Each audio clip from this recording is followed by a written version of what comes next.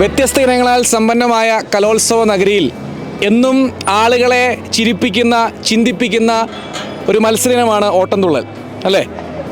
ഇപ്പോൾ ഓട്ടംതുള്ളലിൽ first A grade കരസ്ഥമാക്കിയ പ്രതിഭ നമ്മോടൊപ്പം ഉണ്ട്. നമുക്ക് ചോദിക്കാം, ഇപ്പോഴും ഓട്ടംതുള്ളലിൻ്റെ ആ ഒരു രസകരമായ എല്ലാ കലാമൂല്യങ്ങളും ഉൾക്കൊണ്ടുകൊണ്ടാണോ നമ്മുടെ ഓട്ടംതുള്ളൽ മുന്നോട്ട് പോകുന്നത്?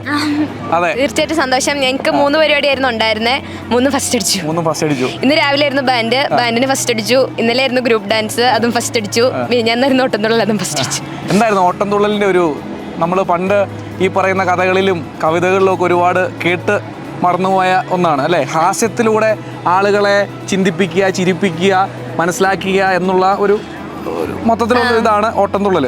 ഒരു ചെറിയൊരു 30 സെക്കൻഡ് ഞങ്ങൾക്ക് ഒരു ഓട്ടംതുള്ളലിൻ്റെ കുറച്ച് കാര്യങ്ങളൊന്ന് പറഞ്ഞാൽ ഡയലോഗ് മത്സരത്തിൽ. എനിക്ക് അങ്ങനെയല്ല, എനിക്ക് സാറ് വെച്ച് ഞാൻ പാടി ചെയ്യുമായിരുന്നു ചെയ്തോണ്ടിരുന്നേ. എങ്ങനെ എനിക്ക് പറയാനറിയില്ല. എങ്ങനെ എന്റെ കിരാതം എന്ന് പറഞ്ഞൊരു സ്റ്റോറി ആയിരുന്നു. അതെന്ന് പറയുന്ന ഒരു വശീകരണ സ്റ്റോറി, നമ്മുടെ വിഷ്ണു വശീകരിക്കുന്ന ഒരു സ്റ്റോറി ഉണ്ടല്ലോ, അതായിരുന്നു എൻ്റെ സ്റ്റോറി. അത് നന്നായിട്ട് ചെയ്യാൻ പറ്റി. ഞാനിത് 3ാമത്തെ തവണ അവതരിപ്പിക്കുന്നത്. ഒരു തവണ ഞാൻ സ്റ്റേറ്റിൽ പോയി, ഇത് 2ാമത്തെ തവണയാണ് സ്റ്റേറ്റിൽ പോകുന്നത്. ഇനി തൃശ്ശൂരാണ് നമ്മുടെ സംസ്ഥാന മത്സരം ഓട്ടംതുള്ളൽ. തൃശ്ശൂരിനെ മൊത്തം നമുക്കൊന്ന് അല്ലേ പ്രകമ്പനം കൊള്ളിക്കണം. ഏത് സ്കൂളിൽ നിന്ന് വരുന്നത്? ഞാൻ ചേറാണി, തൊടുപുഴ. ഓക്കെ, അപ്പോൾ തൊടുപുഴയിൽ നിന്നും ഇനി തൃശ്ശൂരിൻ്റെ മണ്ണിലേക്ക് ഓട്ടംതുള്ളൽ. Thank you.